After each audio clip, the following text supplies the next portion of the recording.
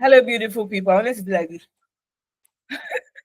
So I get this question a lot, like how do you pass your SHRM exam? I passed my SHRM exam at a very tough time in my life, to be honest. My mom was just in a coma a night before the exam.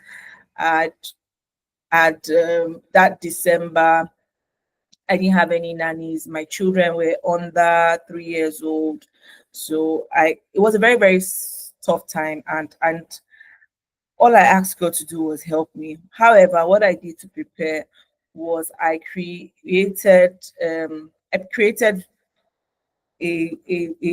way to be able to find my books or find my materials and just read them one page. If it was one page, it was 2 pages. However, what I feel was very important was that I was able to do past questions. So I found past questions on YouTube. I found past questions from shout out to Certification Edge, by the way. I found past questions from Certification Edge, and that meant that I was able to keep trying myself, trying out the questions. For SHRM, anyone that's done any situational based kind of test that sort of requires you to think and also process scenarios before you answer questions, you will know that it's very important that you know what answers are appropriate and what answers make sense based on the context. So you also sometimes will see multiple correct answers, but there's always one appropriate answer that is best practice. So always recognize the answer that is best practice and the answer that you should go after.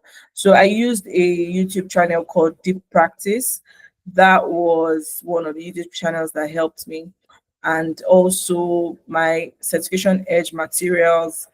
If you don't know them, Certification Edge, they're on YouTube, they're on Instagram, and they're very active on Instagram and LinkedIn. So I'm sure you'll be able to find them one of these days. Anyway, it's called Certification Edge if you want to look for them. Yeah, so that's basically how I feel like I passed those exams, my SHRM exam.